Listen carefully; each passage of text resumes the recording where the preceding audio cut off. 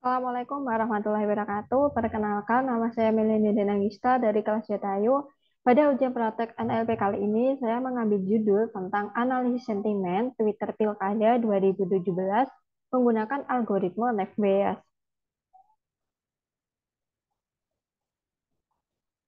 Latar belakang dari analisis sentimen yang saya lakukan yaitu dalam era digital, data semakin mudah didapatkan dan dapat diolah secara cepat. Informasi yang tersedia di media sosial seperti Twitter, Facebook, dan Instagram dapat digunakan untuk memahami persepsi masyarakat mengenai berbagai topik, seperti politik dan pilkada salah satunya. Analisis sentimen menjadi penting karena dapat memberikan gambaran mengenai pandangan atau opini masyarakat terhadap suatu topik. Algoritma Next Bias adalah salah satu algoritma yang dapat digunakan dalam analisis sentimen. Tujuannya dari analisis sentimen yang saya lakukan yaitu algoritma Next Bias ini dapat menghasilkan model klasifikasi yang dapat memprediksi apakah suatu kalimat memiliki sentimen positif, negatif, atau netral. Nah, hasil analisis ini dapat digunakan untuk memahami pandangan masyarakat terhadap suatu topik atau produk sehingga dapat membantu dalam mengambil keputusan atau kebijakan yang lebih baik.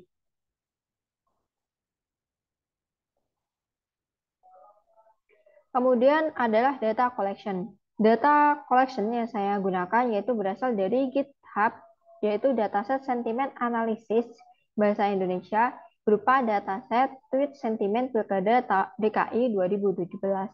Nah, untuk jumlah datanya ada 900 data dengan 450 data berupa data positif dan 450 data berupa data negatif. Nah, untuk datanya bisa dilihat pada tampilan PPT ini, yaitu ada tabel sentimen yang menerangkan apakah data itu negatif atau positif, kemudian ada tabel pasangan calon, dan teks Twitter. Kemudian pre-processing data. Pre-processing data yang saya lakukan dalam analisis sentimen ini terdapat 4 buah, yaitu yang pertama ada scaffolding. Pada scaffolding ini merupakan proses menyeragamkan karakter pada kata, yaitu mengubah huruf menjadi huruf kecil. Kemudian yang kedua ada word normalization, di mana proses ini merupakan proses untuk menormalisasikan kata yang ada di dataset. Kemudian yang ketiga ada tahap filtering, di mana proses ini berupa untuk memilah kata-kata yang penting dan menghilangkan kata yang bermakna sama. Kemudian untuk pre-processing data yang terakhir yaitu ada stemming, di mana proses stemming ini yaitu merupakan proses untuk menghilangkan imbuhan pada suatu kata yang terdapat pada dataset yang kita gunakan.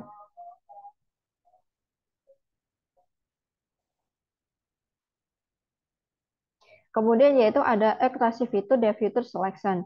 Extractive fitur yang saya gunakan dalam analisis sentimen ini yaitu berupa fitur extraction, TF-IDF, dan Ngram.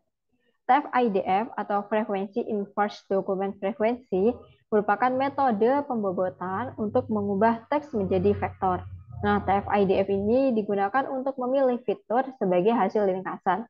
Nah, untuk fitur seleksinya sendiri, yaitu saya menggunakan chi-square. Di mana chi-square ini adalah uji komparatif non-parametrik yang dilakukan pada dua variabel, di mana skala data dari kedua variabel tersebut adalah normal. Kemudian yaitu model yang saya gunakan dalam analisis sentimen kali ini. Seperti yang terlihat pada tampilan PPT, saya menggunakan model algoritma Next Bias yaitu multinominal, di mana untuk text size yang saya gunakan yaitu 0,2 dan random state-nya adalah 40. Nah, algoritma Next Bias ini adalah salah satu algoritma klasifikasi dalam machine learning yang menggunakan teori probabilitas dalam teorema Bayes untuk memprediksi kelas atau label dari suatu data.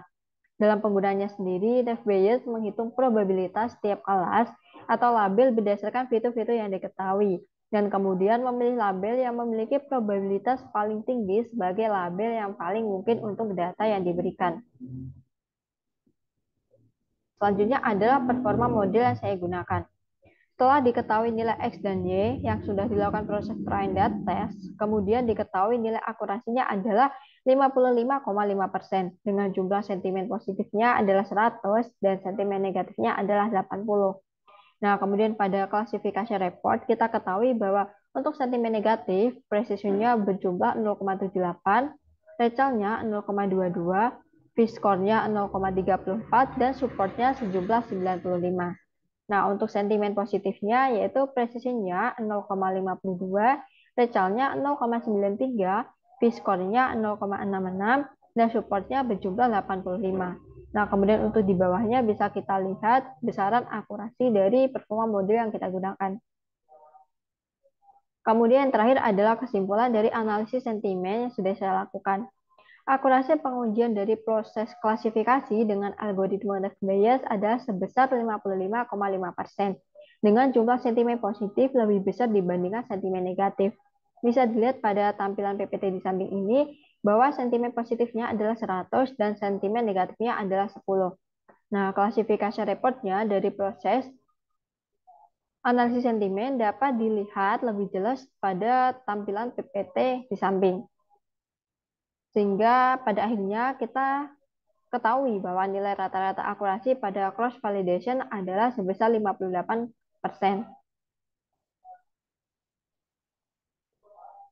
Nah, untuk selanjutnya akan saya tampilkan dari pemrograman yang sudah saya lakukan.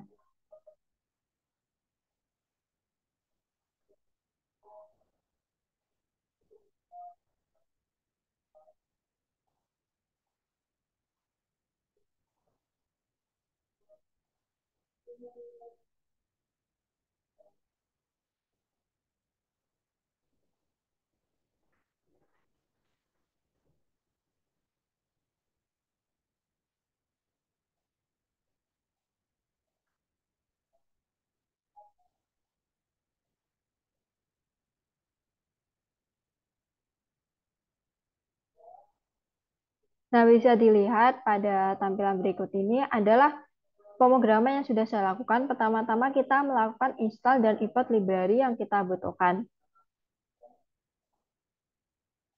Ada import Pandas, NumPy, Matploy, dan juga install library Sastrawi. Nah, kemudian masuk ke data acquisition. Di sini kita melakukan download dataset yang akan digunakan, yaitu dataset yang saya gunakan berasal dari GitHub, berupa dataset sentimen analisis bahasa Indonesia, yaitu dataset tweet sentimen Pilkada DKI 2017. Nah, kemudian kita membaca dataset. Di sini kita peroleh hasil ada tabel sentimen yang menunjukkan apakah data tersebut negatif atau positif, kemudian tabel pasangan calon, dan juga teks tweet. Nah, kemudian kita menampilkan jumlah data dan tipe data kolom menggunakan data info. Kemudian kita menampilkan total jumlah sentimen dataset. Kita lihat hasilnya ada 900 data yang terbagi dari 450 data positif dan 450 data negatif. Kemudian lanjut ke text preprocessing. Nah, pada text preprocessing sini saya yang pertama-tama yaitu ada cache folding, di mana pada cache folding ini saya mengubah teks menjadi lowercase, kemudian menghapus URL, menghapus angka, dan menghapus karakter tanda baca. Nah, ini adalah hasil dari cache folding. Kemudian ada word normalization.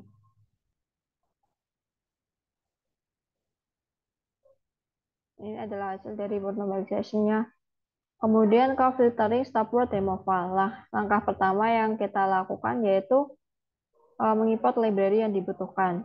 Kemudian ini adalah daftar stopword yang disediakan NLTK. Kemudian membuat fungsi untuk langkah stopword removal. Di sini saya menambahkan kata lain dalam daftar stopword. Ini adalah hasil dari stopword removalnya.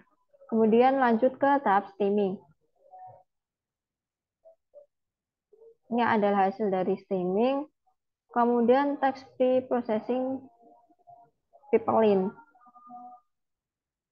Di sini saya membuat fungsi untuk menggabungkan seluruh langkah text pre-processing.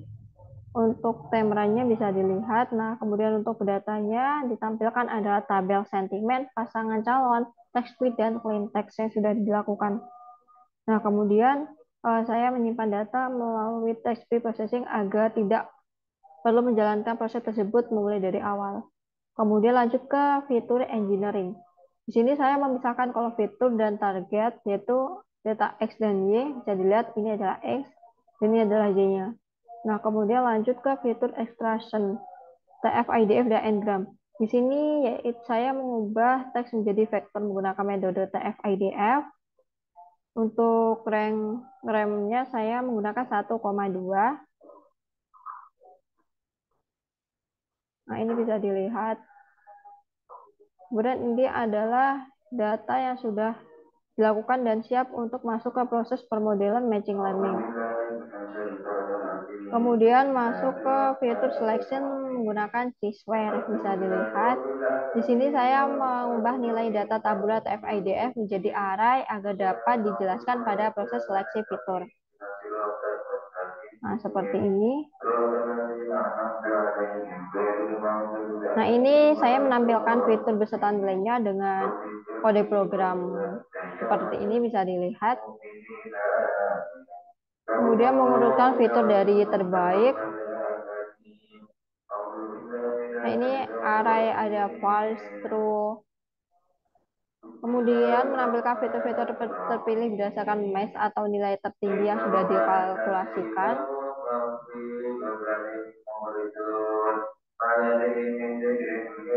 Nah, ini adalah fitur-fitur yang sudah diseleksi. Kemudian nanti akan dijalankan di proses modeling. Nah, kemudian lanjut ke modeling machine learning. Bisa dilihat di sini model yang saya gunakan yaitu Naive Bayes multinominal dengan test-nya 0,2 dan random state-nya adalah 40. Nah, kemudian ini array, ditampilkan array-nya yaitu ada positif dan juga negatif. Kemudian ini untuk y-test-nya. Kemudian lanjut ke model evaluation. Di sini bisa dilihat bahwa jumlah sentimen positifnya adalah 100 dan jumlah sentimen negatifnya adalah 80. Untuk akurasi pengujiannya yaitu 55,5. Nah, ini adalah untuk confusion metricnya. Ini adalah klasifikasi reportnya dari sentimen negatif dan juga positif. Nah, kemudian kita peroleh rata-rata dari akurasi yaitu 0,58 atau 58%.